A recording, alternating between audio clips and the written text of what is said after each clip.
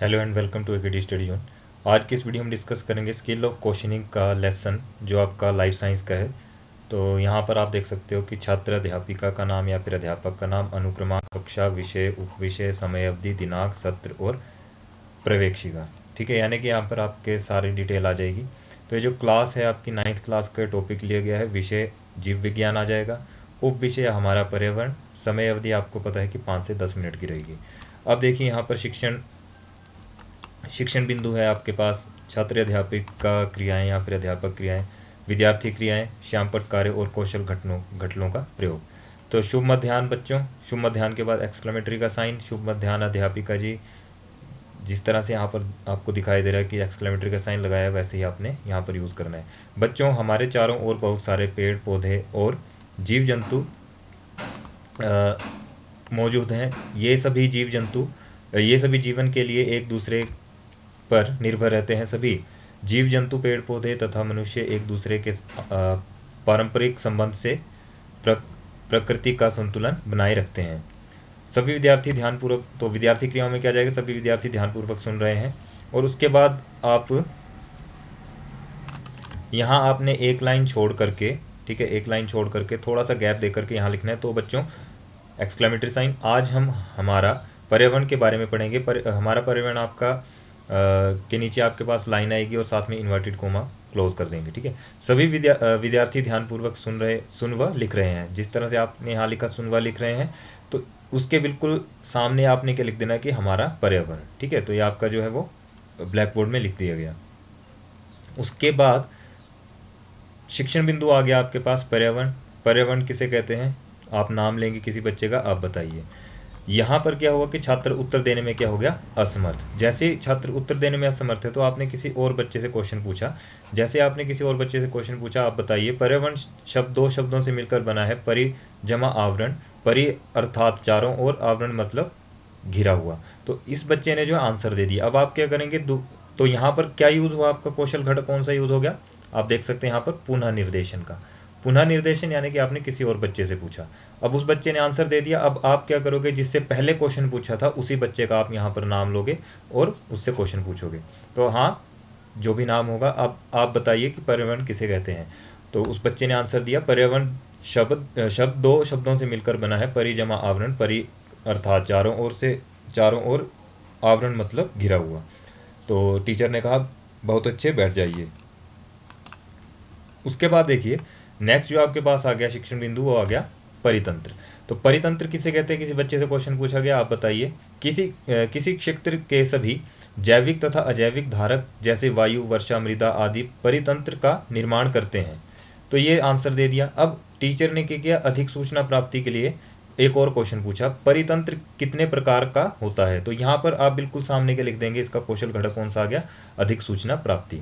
तो आंसर मिला आपको बच्चे से, परितंत्र दो प्रकार का होता है, प्राकृतिक परितंत्र तथा मानव निर्मित परितंत्र। उसके बाद टीचर ने कहा ठीक है, बैठ जाइए। बच्चों, परितंत्र के दो प्रकार होते हैं, प्राकृतिक परितंत्र तथा मानव निर्मित परितंत्र।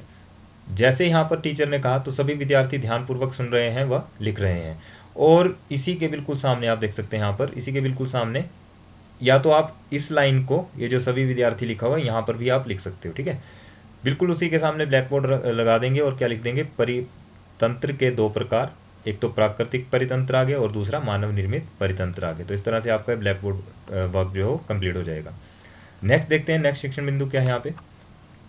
यहाँ पर प्राकृतिक परितंत्र। तो प्राकृतिक परितंत्र किसे कहते हैं, ये बच्चे से क्वेश्चन पूछा गया, आप बताइए। छात्र क्या है यहाँ पर, उत्तर देने में असमर्थ है। तो अब वो क्या करेंगे कि उसको हिंट देंगे, बच्चे को क्या करेंगे, हिंट देंगे कि प्रकृति में क्या क्या चीज़ें विद्यमान हैं। तो ये देख सकते हैं आप, यहाँ पर जब हिंट दिया तो कौन सा घटक आ गया, अनुबोधन का।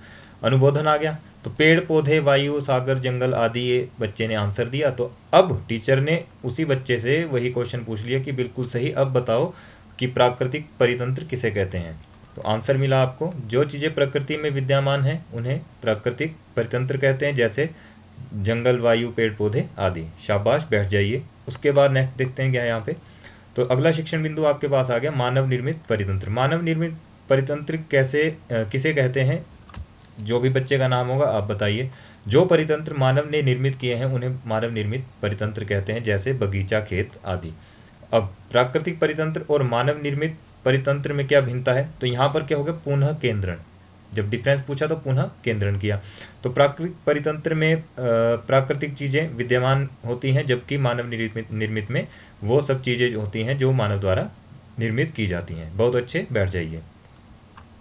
नेक्स्ट हमारे पास है कि अब टीचर ने उसके आंसर को, बच्चे के आंसर को रिपीट किया। प्राकृतिक परितंत्र में प्राकृतिक चीज़ें विद्यमान होती हैं, जबकि मानव निर्मित परितंत्र में चीज़ें मानव द्वारा निर्मित की जाती हैं। सभी विद्यार्थी ध्यानपूर्वक सुन रहे हैं व लिख रहे हैं। और जहाँ पर आपने इसको कहा था प्राकृतिक परितंत्र, तो उसके बिल्कुल सामने ब्लैक बोर्ड लगा करके आपने ये सारी बात जो है यहाँ पर लिख देनी है, ठीक है। कि प्राकृतिक परितंत्र में प्राकृतिक चीज़ें विद्यमान होती हैं, जबकि मानव निर्मित परितंत्र में चीज़ें मानव द्वारा निर्मित की जाती हैं। नेक्स्ट जो आपके पास शिक्षण बिंदु आया वो आ गया उत्पादक। तो उत्पादक क्या होते हैं, अब उत्पादक क्या होते हैं, बच्चे से क्वेश्चन पूछा गया और बच्चा क्या है यहाँ पर उत्तर देने में असमर्थ है, छात्र उत्तर देने में असमर्थ। तो यहाँ पर अब आपने किसी और बच्चे से क्वेश्चन पूछ लिया तो वो क्या आ गया आपके पास, यहाँ पर पुनः निर्देशन आ गया, ठीक है। सभी हरे पेड़ पौधे शैवाल और अपना भोजन प्रकाश संश्लेषण की प्रक्रिया से स्वयं बनाते हैं, उत्पादक कहलाते हैं।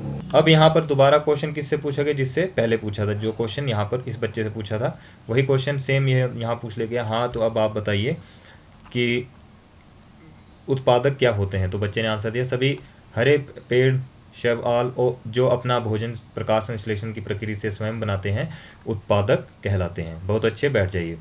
अब उपभोक्ता, उपभोक्ता क्या होता है, किसी बच्चे से पूछ लिया गया।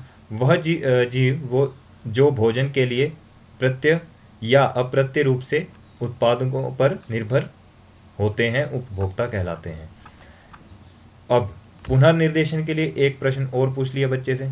यहाँ देखते हैं पुनर्निर्देशन, ये कौशल घटक यूज हुआ कि उत्पादक तथा उपभोक्ता में क्या भिन्नता है। तो उत्पादक अपना भोजन प्रकाश संश्लेषण से बनाते हैं, जबकि उपभोक्ता अपने भोजन के लिए प्रत्यय या अप्रत्यय रूप से उत्पादों पर निर्भर होते हैं।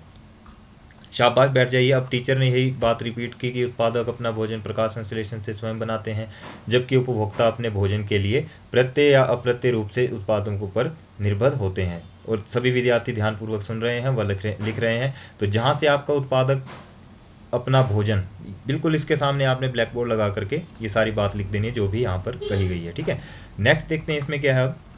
तो यहाँ पर आ गया कि जैव निम्नीकरणीय पदार्थ। तो जैव निम्नीकरणीय पदार्थ क्या होते हैं आप बताइए, जो भी बच्चे का नाम होगा।